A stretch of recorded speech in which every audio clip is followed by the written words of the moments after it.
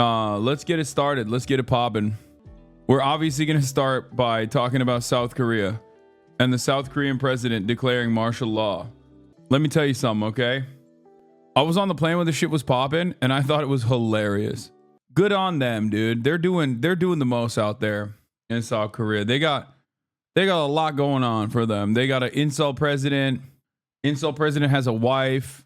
He's a big wife guy. Loses the parliament. Doesn't like that he lost the parliament, especially because now parliament is coming after his wife. He's a big wife guy. He has to do what he has to do. Now, let me tell you something. I'm no expert in Korean politics. I don't fully comprehend the system. I don't know the parties. I don't really get it, okay? But I will give you my basic understanding of Korean politics. I know a little bit of Korean history from the Korean War. What I do know is Neo-Confucianism and its devastating impact in Korean politics, in contemporary Korean politics, in contemporary Korean culture, and how it factors into gotcha games and the way that the Korean incel army has engaged a lot of Gamergate-style tactics. What I know is a couple things. One, Korea is a hyper-capitalist dystopia with a higher suicide rate than even Japan. Two, cost of living and shit is very unaffordable. Three, massive gender wars happening in Korea. Four, they have a parliamentary system, but they ended up, almost every single one of their leaders have been corrupt. They love doing corruption, and it's the funniest type of corruption usually. Not like the regular, oh, this chaebol runs the country and decided to like sue the state because there was a new Samsung TV coming out. You know, they wanted to make it a national holiday or something. Like that stuff is regular. That happens all the time. But like the type of corruption that they also engage in is like they get their dumbass sons and daughters into school, and then their dumbass sons and daughters go to these like prestigious schools, but they also don't end up actually showing up to class or whatever. And that's like that's the big thing. Like that is the big corruption. That shit is like taking people out in Korean society, where they like will get their dumbass children to go to some like sick school that they didn't deserve to go to, and then they don't actually end up attending the classes, and then they will like get high grades. Like it's like truancy, yeah. It's not. Sometimes it's cheating scandals, sometimes it's truancy scandals. It's pretty funny that like that is the major killer of all Korean politics. Or the president's in a cult. I mean, which president isn't in a cult? You know what I mean? There is that part too. But yeah, every single one of these guys, they just seemingly haven't been able to. My point is, Koreans can't catch a break, dude. These guys used to live in a military dictatorship. The military dictatorship turned into three chaebols in a trench coat. And now every single time they elect a new leader, they just get punished for doing corruption or being a fucking freak. And now here we are, the latest and greatest in that same saga. I declare martial law to protect the Free Republic of Korea from the threat of North Korean communist forces, to eradicate the despicable pro-North Korean anti-state forces that are plundering the freedom and happiness of our people, and to protect the free constitutional order. That's right. South Korea, big problem with communism. Everybody knows how big the problem with communism is. Understand that this is just like every fascist's rallying call. Every fascist rallying cry is like, oh, I'm here to, defeat the anti-democratic communist forces by doing martial law and killing a bunch of people. And like, if you know a little bit about Korean history, you know that that is exactly how they used to operate. And they would just like kill a shit ton, Jakarta method style. They would basically just kill a shit ton of people who were like trade unionists, anyone who was like anti-government in any meaningful fashion. They would just like murk them to be like, oh, you're a communist, you're a sympathizer. And America basically oversaw that and thought it was awesome.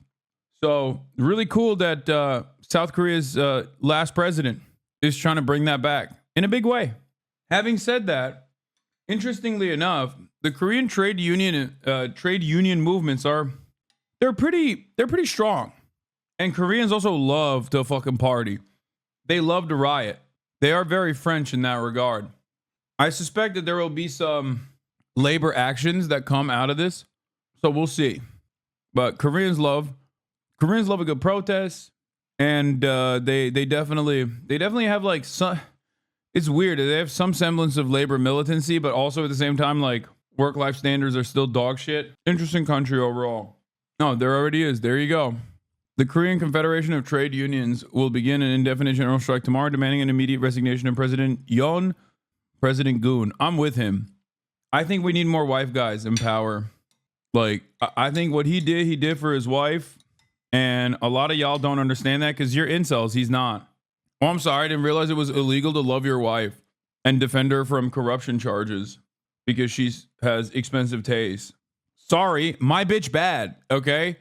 Sorry. The television channel shows a popular chat show. The mood is as soft as the furnishings. Until the president breaks into the evening schedule and spoils it with a national address that shocks the nation. 친애하는 국민 여러분. President Yoon declares martial law, putting the military in charge. He blames pro-North Korean opposition parties who make up the majority in parliament and who've been blocking his legislation, including a budget. Yeah, his opposition parties are all North Korean in nature. I do find it really interesting how bad things are getting. I will say, it is an interesting predicament. It almost feels like neoliberalism on overdrive for the past fucking 3-4 decades now, without any sort of serious contender, ideological, on the global stage. We have arrived at this capitalism supercharged moment where there's a lot of spearheaded, there's a lot of, movement in the direction of fascism. If you have been dominated by America, you're already relatively reactionary. You already have like sometimes fundamentalist leadership. And if you're in the sphere of influence of America, you slowly but surely have revitalized your nascent fascist movements. Meanwhile, of course, America is doing that too. Fascist South Korea is preferable on the border of China to the U.S. empire? Yes. That's not a stretch. That's just history. What you're describing is literally history. That is what happened. Like, people think Korea was always this like shining beacon, like, the Japan of the 90s. It wasn't. Shit sucked. It was a military dictatorship, and America kept it that way because it suited its political purposes in the region. Something to remember. Parliament in this building should now be suspended. But it's also the only body that can overrule the president and his martial law by voting against him. Cue a midnight dash for Parliament. First, the army. Heavily armed soldiers enter the back doors of the building. Others take a more direct route. And some need a little extra help. But opposition leaders have also summoned lawmakers and supporters to the National Assembly. This party boss... Bro, the Korean incel guy is such a fucking loser, by the way. Like, truly remarkable, truly shocking to me. He was so bad at doing a coup.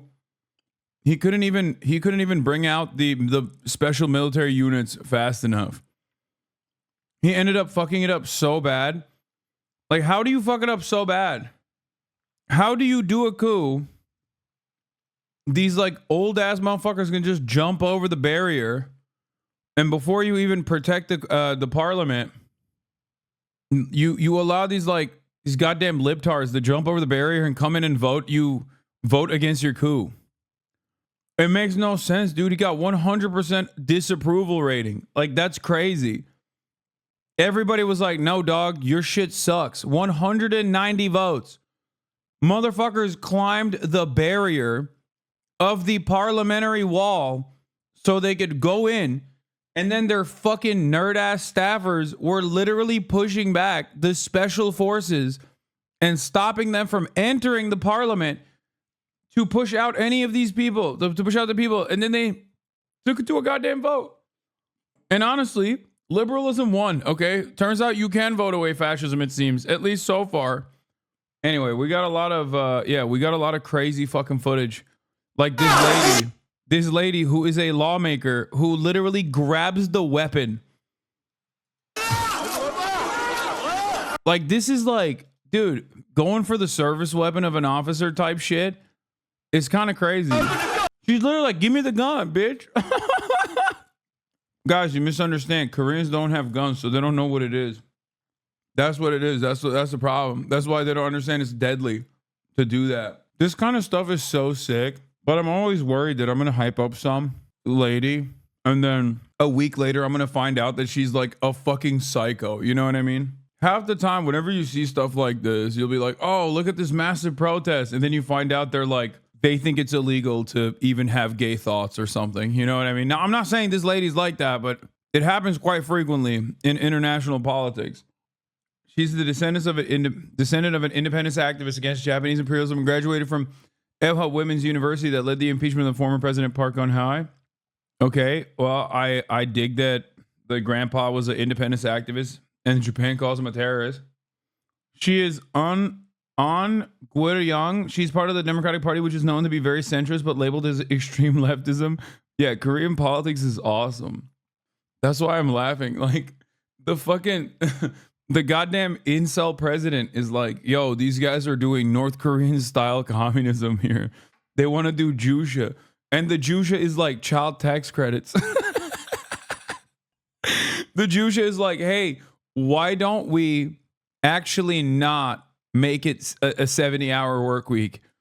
I think we should keep it at the reasonable 67 it was at, sir.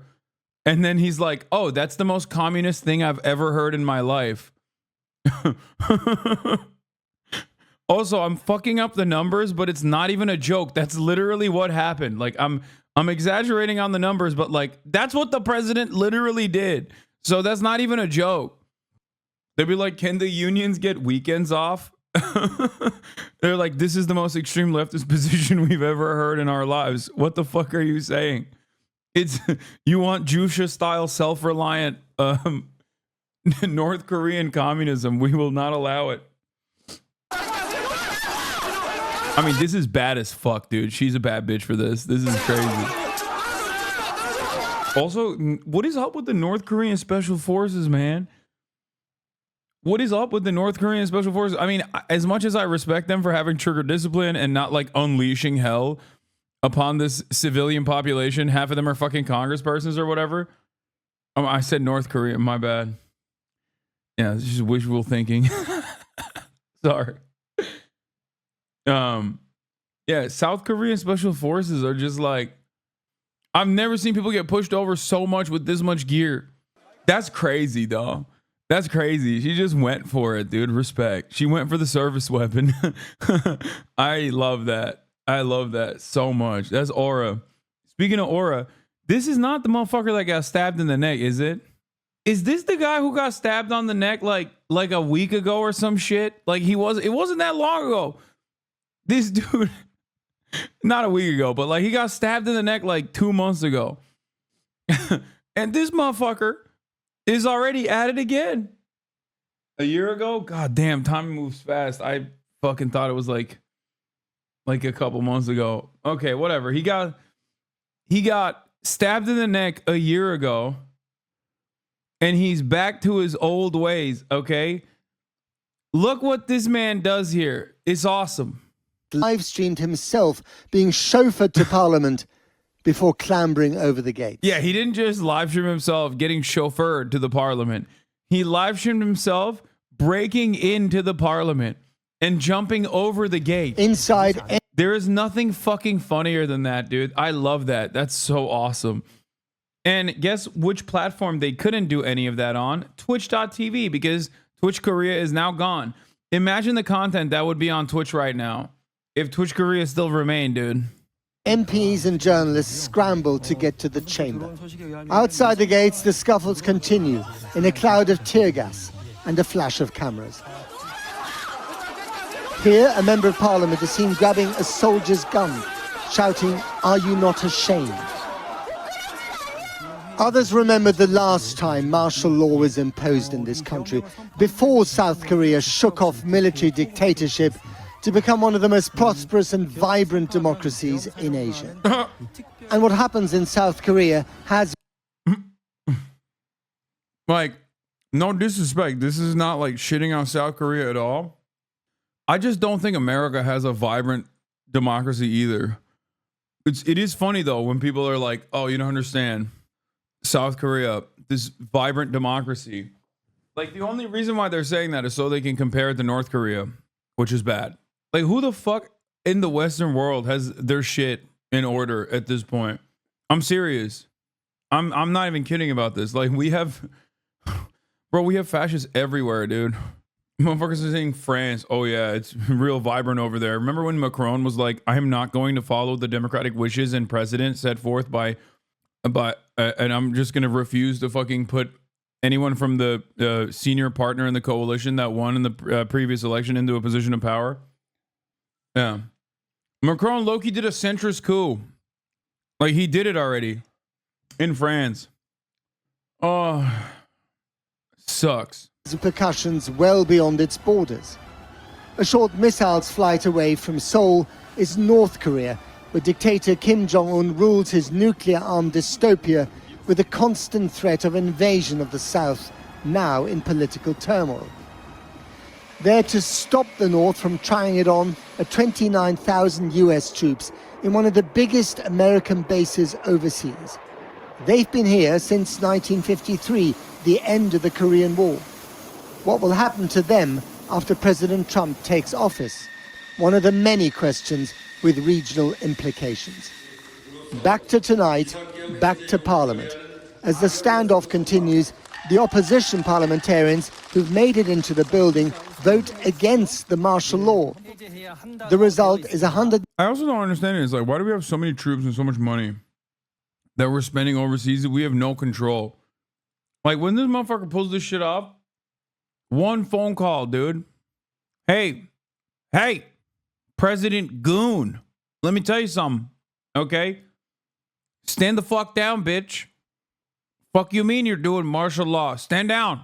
I got 29,000 brave U.S. military Marines right there, ready to fucking ready to let it rip. What the fuck is this shit? 90 to 0. The remaining 110 MPs who belong to the President's People's Party did not show up to vote. Many of them, by the way, were also against the imposition of martial law. In the dead of night, the soldiers are filmed returning to barracks. If the coup is indeed over, it lasted 2 hours and 48 minutes, half an hour longer than Parasite, Korea's Oscar-winning film, and almost as soon. Oh, that's fucked up. That's fucked up. You can't be comparing it to Korean works, man. Respect, though. Surreal. Well, let's take you live to Seoul, the South Korean capital, where we're joined by John Nielsen-Wright, who's head of the Japan and Korea's program at the Center for Geopolitics at Cambridge University. Welcome to the program, John Nielsen-Wright. Is it all over as far as you can tell? It's too early to say, I'd say. I mean, it's reassuring to have seen the National Assembly vote so decisively to overturn the president's order. But we've had no clarification about the role of the military, and the president himself has been silent. The reassuring news is, of course, that the media continues to function. South Koreans are able to follow this story, but it is unquestionably a moment of, I think, acute tension. It should be noted that the leader of the president's party, the PPP, himself came out and said very decisively, this is unconstitutional. And there are demands for the president to resign or to be impeached and ultimately to be prosecuted. I mean, you know the place well. Did this come out of the blue? South Korean politics has always been very, very fractious, and it's got more fractious in recent years. And I think that's the clue to understanding why President Yoon has acted. I mean, he claimed that this is an attempt to... That's an amazing analysis from Cambridge's very own Korea guy. Oh, South Korean politics is always fractious. Yeah, that's what I said. I can say that because I'm a fucking idiot. You are an academic. You can't just be like, oh, it's very complicated. Yeah, that's the way I analyze it because I don't know anything because I'm a fucking idiot. Oh, it's very fractious. To deal with the threat from North Korea and its alignment with these progressive politicians. But the evidence for that is pretty much non-existent. President Yoon was facing pressure from a National Assembly that was wielding its legitimate democratic muscle to call for the impeachment of prosecutors who had been asked to investigate allegations of corruption, insider trading surrounding the president's wife, the First Lady. They decided not to proceed, and that was, I think, the spark, if you like, for the opposition politicians to demand that those prosecutors be. I feel like I'm going crazy, but like low key, our politicians are so much cooler at doing crimes. Like maybe the standard is so fucked up because like America basically legalized bribery a long time ago. So then like you truly have to do something extraordinary to get in trouble. But when I think about like, you know, the past couple of years of Democrats caught in these like crazy affairs, these crazy scandals, like the only thing that comes to mind that's like kind of silly is Eric Adams. And he's the mayor of New York, right? What did Eric Adams do? He got, you know, a bunch of free flights so that he could let the Turkish consulate building get away with not passing a fire inspection or just like refuse to say something on our Armenian Genocide Recognition Day or whatever, right?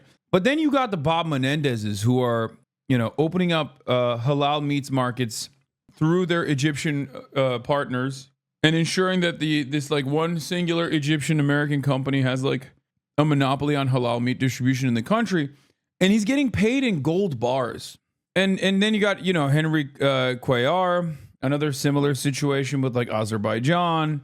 I guess my point is, and then you look at Korean corruption and it's like, yeah, this dude's wife got like a nice fucking jacket. Okay. And then the prosecutors were like, you can't do that. It's illegal. And basically the president was like, how dare you do that to my wife? If you don't impeach these prosecutors, I am going to do martial law. And then did martial law because he was like, that's my sexy ass wife, dog. I'm a wife guy. You can't. Yo, if she that's my bitch. She's bad. Okay, she's a bad bitch.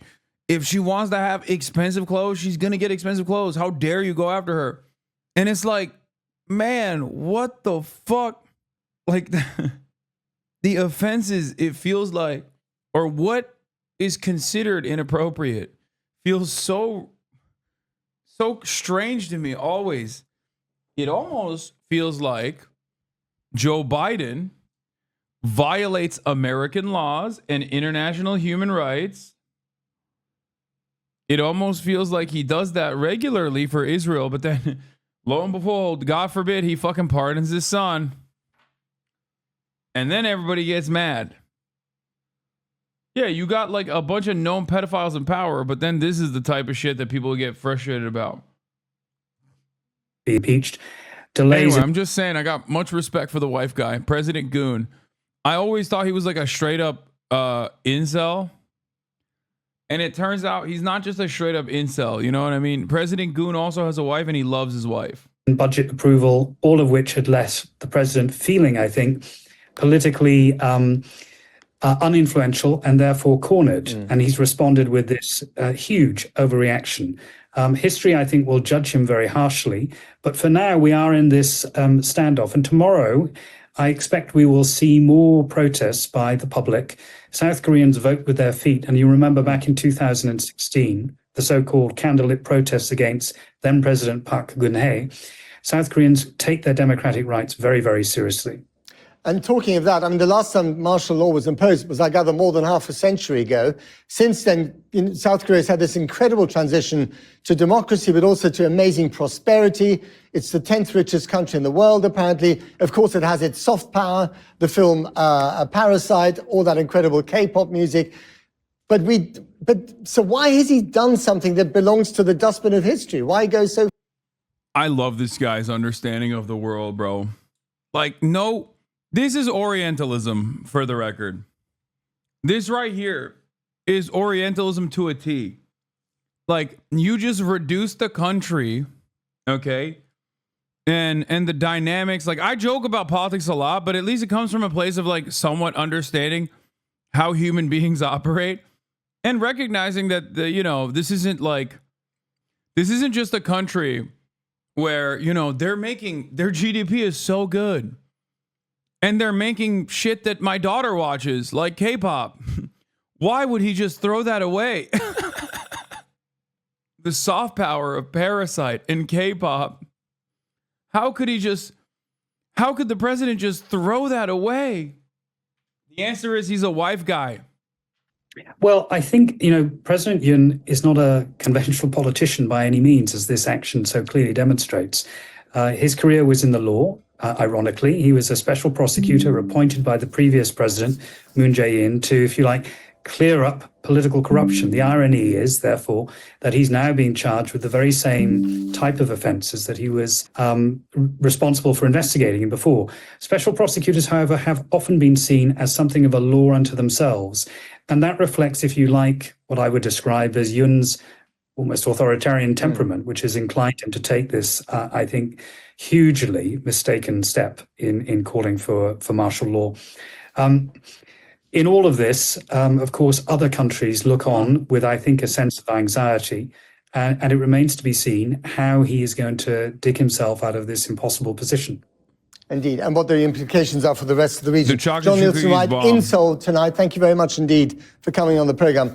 Well, the Biden administration says it is watching the developments in South Korea with great concern and very closely indeed. Let's bring in our Washington correspondent, Siobhan Kennedy, who's at the State Department. Siobhan, what are they saying over there?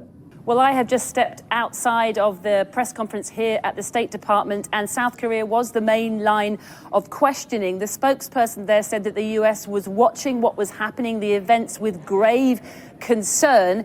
He said that the hope and the expectation is that any political disputes will be resolved peacefully and within the rule of law. He gave no further details, but he did reiterate that all-important fact that the US was not given any notice about what was to happen in South Korea. Damn, I can't believe that the president wasn't like, hey, by the way, I'm just going to do a coup. Earlier. Let's hear a clip from him now. We were not notified of President Yoon's announcement in advance. Ultimately, at the crux of this is not, President Biden, President Yoon, these two specific governments. What this is about is the broader strategic relationship and the broader strategic partnership that we have with the Republic of Korea. And that alliance, as I said, is ironclad. Well, this will no doubt be embarrassing for President Biden. He considers President Yoon to be a key strategic ally. What remains? I'm being so for real right now. What is there left? What hasn't Biden fucked up? The Syrian civil war is back. Israel is still bombing Lebanon. Israel's doing a genocide in Gaza. Russia is pummeling Ukraine. I just don't understand. Biden was like, oh, we did Finland. all of our partners are on fire. I'm just waiting, dude. The Philippines are going to come out swinging with something crazy. We got 40 more days left? I can't wait for the fucking Pinoy gang to come out and be like, no, hold up. We still got some time. I was asked earlier in Angola for any comment on what was going on. He said he didn't have any, but that he was being briefed on the situation. But make no mistake. Yep. To answer the question on everyone's minds, Joe Biden does not have a doctorate in foreign affairs. He's just that fucking good. What happens in South Korea really matters to the US. The two have a key strategic, economic and military ties. The Pentagon earlier confirming to us that it has 5 military bases in South Korea, housing some 28,500 troops. So these, not just there, of course, to protect South Korea from any advances from the north, but also to ward against any... I love British people. Pentagon. That's not how you say that, man. Fuck you mean Pentagon? That's a whole different name. British people be like Hezbollah. Hezbollah. That's what they say. It's like you put an R there. There's no R. Threats from China in the region. So what is happening in South Korea really does matter to the people here in this building. And on that, the Secretary of State, Antony Blinken, we're told, is urgently seeking to speak to his counterparts today as soon as possible. Siobhan, thanks very much indeed. Well, Dr. Sojin Lim is a reader in Asia-Pacific Studies at the University of Central Lancashire and an expert on both Koreas. Thank you very much for coming on the programme. It's a bit odd, isn't it, that the US, with almost 29,000 troops based in South Korea, providing these security guarantees, the close friendship, apparently, as we just heard from Siobhan, between both Presidents Biden and Yoon, that they had no idea that They keep bringing up the 29,000 troops. They brought it up like 8 times. he was going to do this. Oh, I think no one would have had this, the idea that he's going to do this, even in South Korea. And also the presidential office was very quiet. And the President Yoon didn't even inform the head of the National Assembly. So he, as the previous the interviewee mentioned, that himself from the background in law, but totally ignored the process and the procedure against the law. So this was really came out of blue, and that tells us that he was really in the place, the position that needed to find the radical route, and this was really miscalculated in a way. What was this then? An extreme example of political impulsivity and frustration? Yes, so actually, yes, he was frustrated in a way because of the recent scandal with his own wife, the First Lady, and the top level of the politicians in South Korea. It has been a while that the population in South Korea gathered and then protested and then demanded impeachment already. And if we see the statements to the last night in South Korea, the articles, and it clearly shows that he was frustrated with the recent demand by the population and public, and also he was frustrated with the recent conflict between the government and the medical members in the society. So all this tells us that he really wanted to solve out the problem with this martial law, but obviously it doesn't look like it worked out well. South Korea has a bit of a tradition of locking up its ex-presidents. Do you think that that's where he's going to end up now? In jail? True. Yeah, that's... Okay, Mr. Parasite does know that at least, so that's good. I mean, yeah, this motherfucker's probably going to jail, right? I feel like you can't be a South Korean president and not go to jail. Like, it's low-key part of the job. If you run for higher office in South Korea, you have to do cheating scandals, and you have to and you have to do some corruption, and then they catch you, and then they throw you in jail for like 6 years. But then you're fine. But then you're fine. You can totally come back after that. You can still run a company. If you're sitting on a board, you can run a board and sit on it while you're in prison. Said the story. Actually, I was talking about with my colleagues about that. Now another president will end up in prison. So the only president who didn't end up in prison would be the previous president who negotiated with the previous government. So this is very unfortunate, but it looks like he has no choice, but then will be impeached and then will prison because obviously he violated the law. So North Korea, of course, just on the other side of the demilitarized zone, is watching this very closely. We know that recently the North Koreans wanted to sever any sort of physical links with South Korea, which alarmed a lot of people that they were thinking of an invasion at some stage and not a unification. What are the repercussions of this for this very explosive peninsula? So even though there was this conflict escalation, the Western world's like, all of our enemies are laughing at us, man. Yo, why can't we figure this shit out? China laughing at us. Kim Jong-un laughing at us. They're farting on us, bro. They're out there farting on us. The Western world is so funny, especially America, where it's like they've destroyed all of their enemies. Like all of their significant enemies they've destroyed. And this last 3-decade process has just been like running victory laps and letting capitalism thrive so much that it, inevitably heightens the contradictions and makes it untenable, unsustainable. Our final boss is ourselves. The amount of damage that we do to ourselves, none of our enemies could do to us. and that was in narratives, and the Korea Peninsula has been there as a buffer zone between the power game between US and China. And North Korea, we actually didn't think that it will invade the South Korea, but it will more try to negotiate with the U.S. And now having the President Trump as a new president in the United States, the North Korea wants to provocate more so that it can has the attention. And South Korea had to deal with it, but now the President Yoon expected that the President Trump will be very different from the Biden administration, and that also looked like worked as a. I'm a one-stater, dude. I'm a one-stater always. We got too many fucking states. Time to smush them together. Put America, Canada, and Mexico into one big state. Former USSR territory, one big state. No more balkanization. I'm a reverse balkanizer. Canada, United States of America, and Mexico make cum. C-U-M. Cum. And the same. No more North Korea, South Korea. No more North Dakota, South Dakota either. Okay? Just Korea. One Korea. Unified. Strong. You leave that shit to me, that's what I would do. No more Israel, Palestine, two-state solution. One state. Tighten it up. Okay? Enough back and forth. Enough fighting. No more fighting. My goal is to tie these countries together slowly but surely until they're all just one big state, you know? That's what I want. One world government. That's such a funny thing that Republicans get mad at, or like conspiracy theories get mad at, like, what do you mean? You want one world government? It's like, bitch, you haven't left your neighborhood. Like, what do you mean? What difference does it make? Multiple world government, one world government. What difference does it make to you? You live in Alabama. You have never left your hometown. What, you think if they're like, there's a lot of options for you out there? You were going to fucking move. If America sucks, you're going to go to a different government. Is that what you're going to do? No. You can't even move to a different state. You think the cities are scary. The fuck difference does it make if there's a one world government or not? You're a fucking peon. Shut up. Oh, I can't believe it. You want to do one world government. You want to institute homosexual socialist order. It's like, yeah, dude, it's really going to change your life.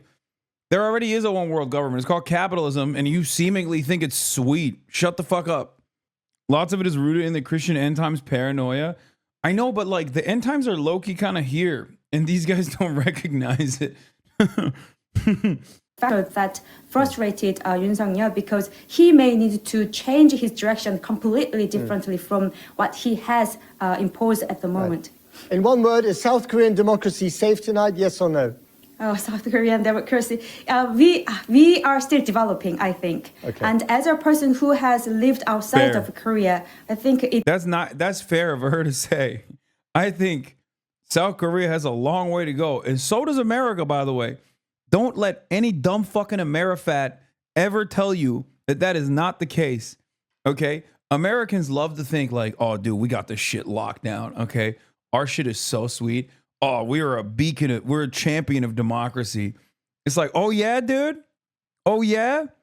How about them abortion rights in like half the fucking country? Champion of democracy. We're a shining beacon of morality and democracy. No, man, our shit sucks. Okay, so this isn't me just saying that about like South Korea and being like, oh, those guys over there, they don't know what the fuck they're doing. They don't have democracy like us. I'm not saying that. I'm simply saying we don't have that shit either, okay? It is seeing the kind of catalytic moment so that there will be a further development and the population will realize that, we can achieve that in a way that in this moment. A work in progress. Now, Seo-Jin Lim, thank you very much indeed for joining us. Okay, let's bring you an update on our top news story tonight. South Korea's president says he will move to lift the martial law declaration he imposed just a few hours ago after Parliament voted against the measure. Yoon Suk-yeol says the martial law command forces have now withdrawn and a cabinet meeting. Pussy. Bro, you ain't a real wife guy, okay? I take it back. This motherfucker is not a real one, dude. 2 hours. And immediately they were like, no, stand down, sir. Stand down. Where is the decorum? We were able to reach the perfect number of parliamentary votes to tell you that you must stand down. He was like, ugh, I guess. Like, why did you do this to begin with? What the fuck was he thinking? I actually don't understand what he was thinking. Like, if you were going to get owned by quorum, you just never had your heart in it at all. Like, you had no investment. You had no investment in this. Like, I feel like he didn't even get his party on board. He didn't get the military on board. You know what I mean? He didn't get nobody on board. He was just like, yeah, I'm going to do this, like, on a whim. Wouldn't it be funny? He's like, wouldn't it be funny if I just did this? Just a light dictatorship.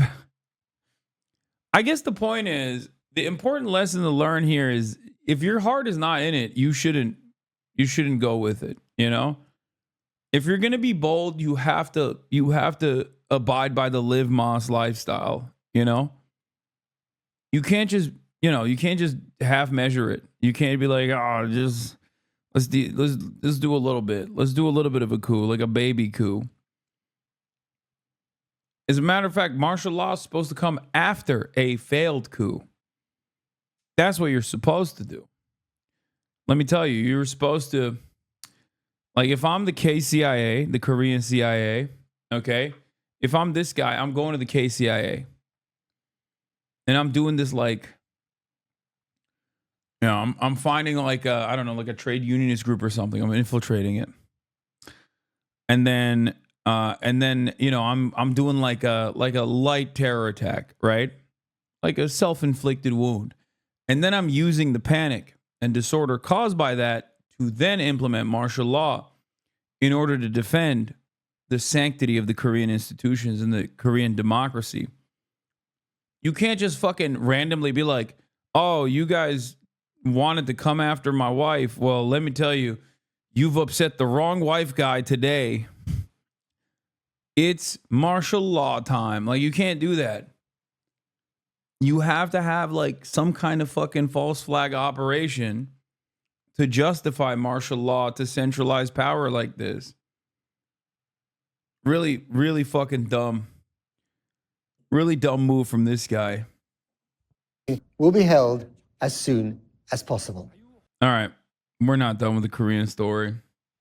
Are you giving him tips? Yeah. So, the Korean Confederation of Trade Unions will begin an indefinite general strike tomorrow, demanding his immediate resignation. So now they're going to punish him. The Korean Confederation of Trade Unions said, emergency Central Executive Committee meeting just ended. The KCTU will hold a Central Executive Committee press conference at 8 on December 4th. And beginning with this, will commence an indefinite general strike until Yoon Suk-yeol regime steps down. KCTU members will stop work in accordance with the general strike directive and carry out nationwide emergency strike. You can't be disrupting Samsung, dude. You can't. You fucked up. President Goon, you fucked up. If I can't get my new Samsung super slim LED 4K Ultra HD TV in time for American Christmas shopping, it's over for you. They're going to hang this man. Members in the capital region shall gather at Seoul. I don't know how to say that word. Gongwamun Square at 9 on December 4th. But yeah, he declared martial law. First declaration of martial law since 1979, which was followed by Gwanlu uprising in the following year. President Yoon ordered a complete shutdown of the National Assembly, but he failed to do so. Opposition Democratic Party urgently summoned its members to the National Assembly. The speaker was headed to the National Assembly building. It was closed off by the police. They still went in. The ruling party also called for his representatives for an emergency caucus, and its leader criticizing the declaration of martial law as inappropriate. President Yoon Suk-yeol of South Korea declared martial law in the emergency briefing. Yoon said it was made to prevent the anti-state forces, specifically citing the opposition party and its followers as pro-North Korean leftist groups. Under the Constitution of the Republic of Korea, the president has the authority to declare martial law and prescribe its scope, rights, procedures, and duties of martial law commander through the Martial Law Act. First martial law was declared on October 21st, 1948. It was following the Yosu Sunshan incident. Since then, it has been misused as a means to seize and maintain power by dictatorial regimes. There were 12 emergency martial law declarations from 1948 to 1979, all under the dictatorship. Today, Yoon declared the country's 13th. According to the martial law decree, all political activities are strictly prohibited and media and publications will be controlled. However, the Korean population had a very different attitude about it, and they immediately took to the fucking streets. And they went to the parliament. All the opposition parties were able to sneak into the parliament with enough numbers to actually get, the sufficient number of seats. Then they voted against it. They voted to, stop the martial law. The National Assembly passed the resolution request to lift the martial law with a unanimous approval from all 190 registered members. Although the National Assembly passed a resolution demanding the lifting of martial law, the presidential office maintained its silence. They were restricting press access. When the National Assembly demands lifting the martial law with the approval of a majority of its attending members, the president must lift it immediately. However, the situation became problematic since the presidential office was silent. Democratic Party revealed military planned to arrest Assembly Speaker and party leaders under martial law, reviewing possible insurrection charges. But the martial law was lifted, and President Yoon backed down. What do you do after this? Do you say bygones be bygones? Do you just say, my bad? Do you just say, I'm a silly goof? I was just goofing. Chill. It's just memes, bro. In order to fully understand this, we have to go back to 720 AD. We have to go back to Neo-Confucianism. The Korean method of Confucianism had a more rigorous approach to the hierarchical structure of Confucianism. And we have to talk about the Han River and how American forces, American Navy forced Korea into trade. President Yoon announced that he will approve the lifting of martial law as soon as the cabinet meeting reaches a quorum. That means there's still one more procedural step. I think it's really funny that there's this process-focused approach. But yeah, if you want to understand, presidents of South Korea, 48 to 60, overthrown. 60 to 62, Young Bosan, overthrown. Park Chung-hee, assassinated, 1962 to 1979. Choi Kyu-ha, removed by military coup in the 80s. Chun Do-hwan, 81 to 88, sentenced to death after his presidency. It's fucking awesome. It's like, if you want to be president of Korea, you will get either killed or you will actually have to spend a decent amount of your life in prison. But there is something, like I said, very funny about like being so rules-based and such a norms head that you're like, oh no, I tried to do a military coup, but they got me. They got me how? By getting in the room and voting. No, they did it. They did the thing. It feels stupid. Ro Tai-woo sentenced to 22 years in prison after his presidency. Imprisoned during the term of President number 3 as president, secured convictions against 2 of his predecessors. Imprisoned under President number 3 and sentenced to death under President number 5, later pardoned. Nobel Peace Prize laureate. Roh Moo-hyun, impeached, later overturned by Constitutional Court, investigated for corruption after his term and committed suicide. Lee Myung-bak, 2008 to 2013, arrested for corruption after his presidency, sentenced to 15 years in prison. Park Geun-hye, impeached and arrested for corruption, sentenced to 24 years in prison. Except for my goat, Moon Jae-in. That's the one guy. That's the one guy that went in and went out. Okay? He's the G. Is often presented by Western media as a sort of democratic ideal. It's been one of the fastest growing economies. Yeah, democratic ideal, all right. Yeah, it is. It is a democratic ideal. New Jeans got told 2 weeks ago by the government that K-pop idols are not workers. The owner of Hybe, who New Jeans was signed to, was also besties with President Yoon. Yeah. Technically, it is a democratic ideal. It is a fantastic achievement as a liberal democracy to get to this point. The problem is, one must ask the question, why China doesn't get the same level of coverage by America? Like Chinese living conditions and Chinese living standards. Also, there's some issues there still. But in comparison to where China was, 20, 30 years ago, not only is their economy more prosperous, but also the living standards have dramatically improved. You can't say the same about South Korea. South Korea's GDP has exploded, but the average living conditions have not gotten tremendously better. Some issues, generous. No, there's always going to be issues, bro. There's issues in America. What do you mean? I'm not saying that like a state is going to be devoid of any sort of problems. Okay? Of course, there's still going to be issues. In history, with the GDP per capita today higher than many countries in Europe, and it became the envy of the democratic world during the pandemic, when its rapid and effective testing system allowed it to escape the first wave without restrictive. By the way, once again, Korean restrictions were seen as good. Other countries not so good. Lockdowns. However, inside South Korea, the perception is quite different. The two main parties have been beset by scandal and infighting, and incumbent President Yoon Suk-yeol has one of the lowest approval ratings in the world. So in this video, we're going to have a look at South Korea's economic miracle, how it became a democracy, and what's gone wrong recently. So let's start with a bit of context, because the story of South Korea's post-war development is really quite remarkable. In the 50s, after the Korean War, South Korea was appallingly poor. The war had devastated its economy. All right, bro, fucking chill. Damn, he's just owning him pretty hard. It was disgusting.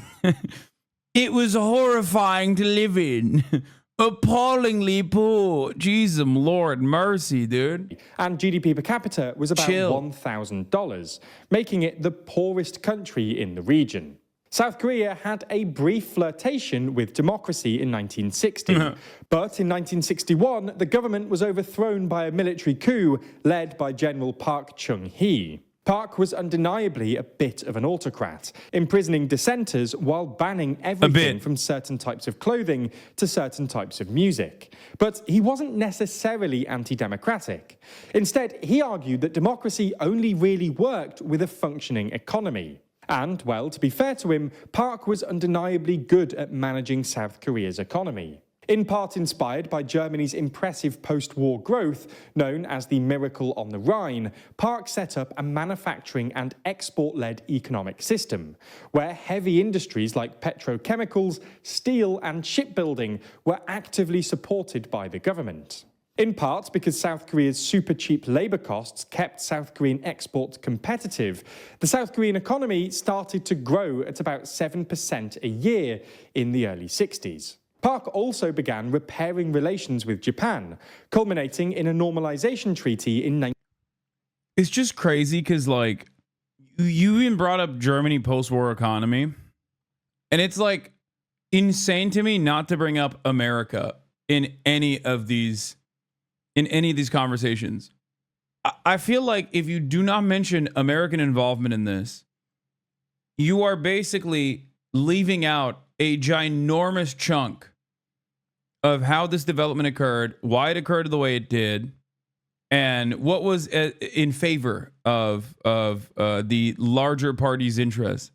Very odd. It's very odd to approach history like this. 1965 and supported America during the Vietnam War, who returned the favor by sending hundreds of millions of dollars in foreign aid to South Korea. The Americans successfully pressured Park into holding elections in 1963 by threatening to withdraw aid after Park announced his intention to continue with military. Oh, so America's intervention only came at that point. The partitioning of Korea is also an American invention.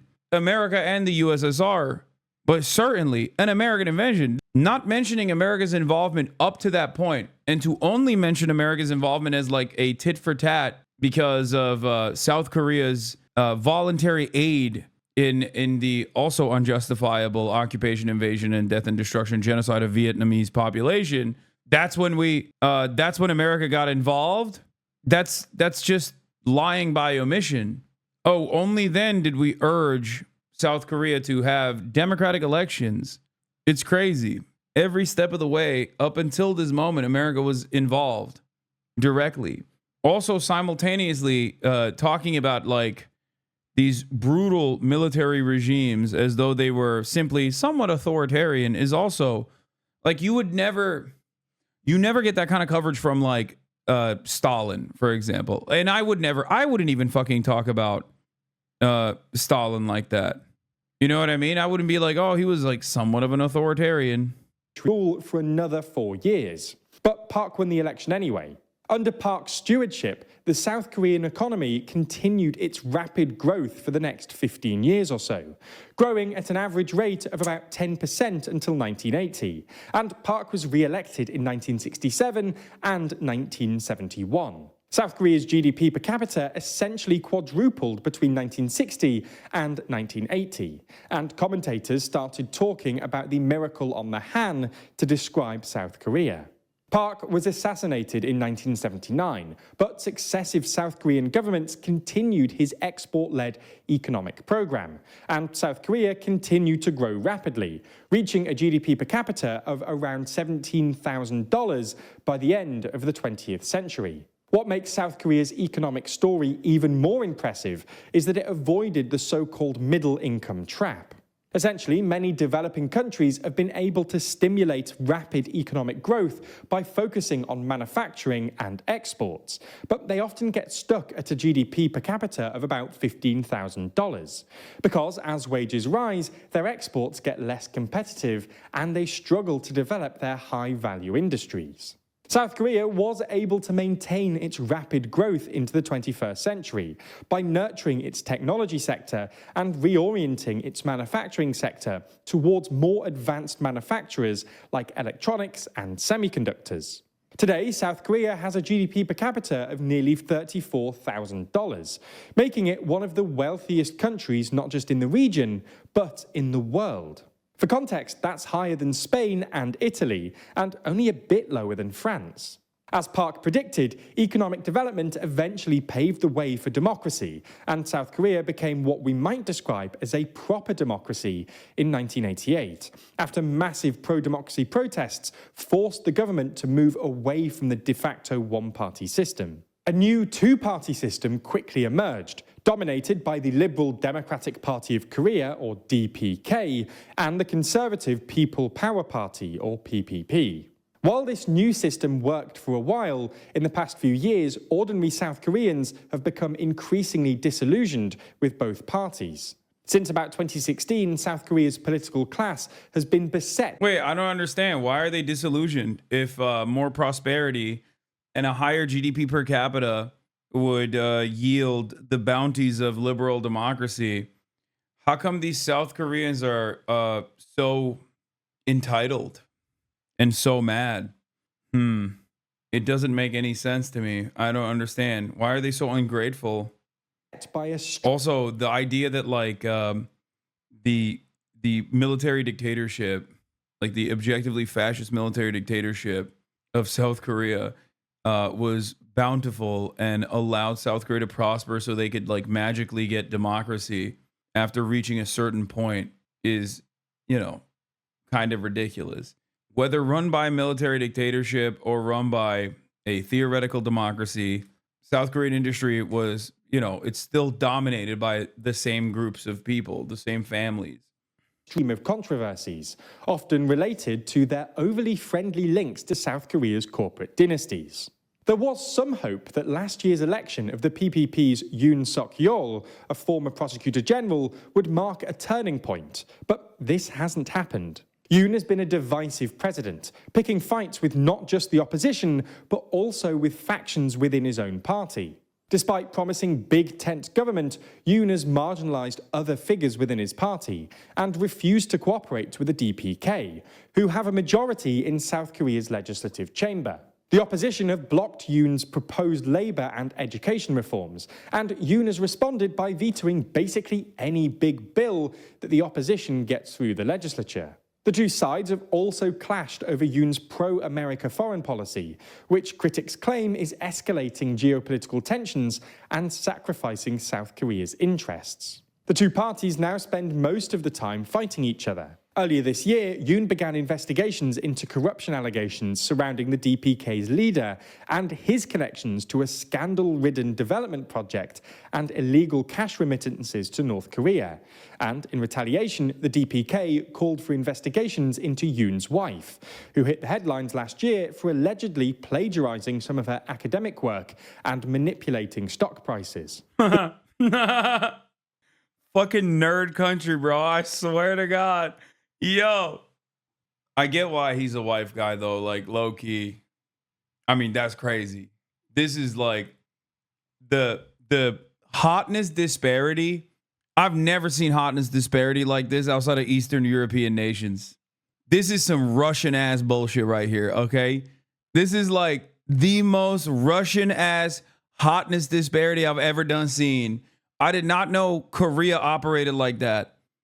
This is straight up like, you know, the classic Eastern European, like the most ogreish looking man with like the sexiest wife, and he treats her like shit.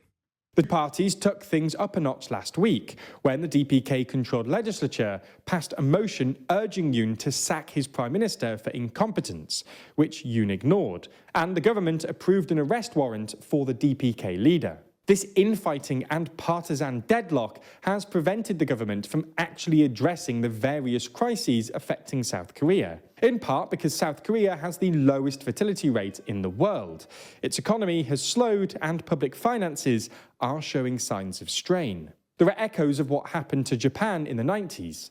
Houses are unaffordably expensive, having doubled in price since 2008, and household debt is now over 100% of GDP, compared with 58% in Germany and 79% in America. South Korea is also suffering from a youth unemployment crisis, especially amongst graduates, and in 2020, the IMF warned that South Korea was one crisis away from a Japan-style recession. Unsurprisingly, South Koreans aren't happy. Yoon has one of the lowest approval ratings in the world, and both the government and opposition have approval ratings below 35%. Unfortunately for South Koreans, this partisan deadlock shows no sign of abating, and ordinary voters are becoming increasingly apathetic towards their democracy and its two-party duopoly. Across the developed world, many establishment parties are struggling to deal with the economic challenges. But in South Korea, the problem is particularly acute because voters don't really have any alternatives. Things are expected to change with a story like this, so make sure you stay on top of it. Yeah, it did. Yeah, this was a year ago. And by God, did things change. Yeah, they went from a one-party autocracy to a two-party duopoly. The point is, it doesn't matter. One-party autocracy, two-party duopoly, it doesn't fucking matter. As long as the people's wishes are being addressed, the people's material conditions are being improved, then it's fine. They don't give a shit, and they're happy. Except this right here is why they should be happy. One of your favorite songs, American Pie. When I was going to school, it was one of my favorite songs. Well, we wanted to hear you sing it. It's been a while, but... Come on, man. You got to give old Korean Unk a microphone. He's going to sing, okay? He's going to sing. It's catnip. It's like Austin. A long, long time ago.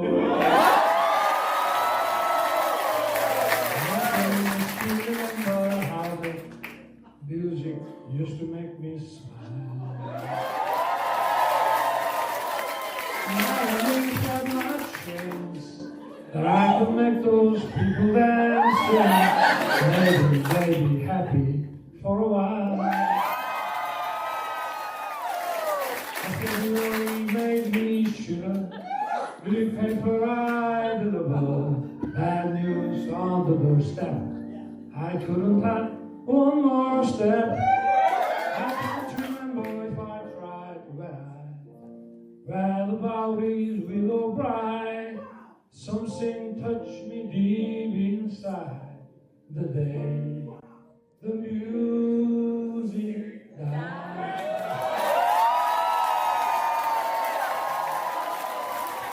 I understand that you like the guitar as well. The fellow who wrote that song is American Pie. So he wanted you to have his signed guitar.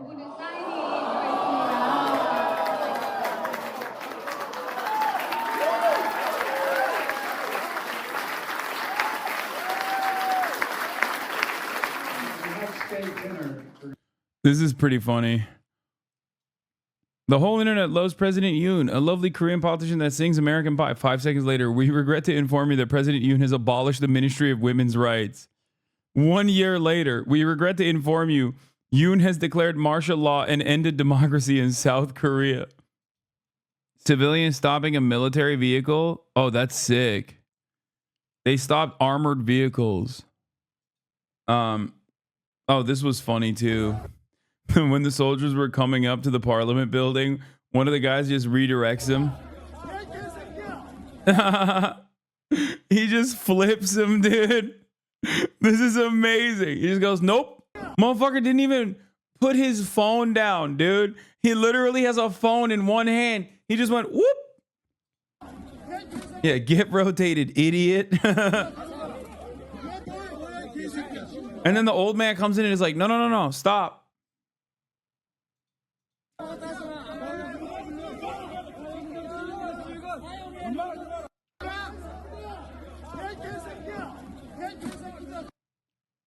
Dude, that's awesome.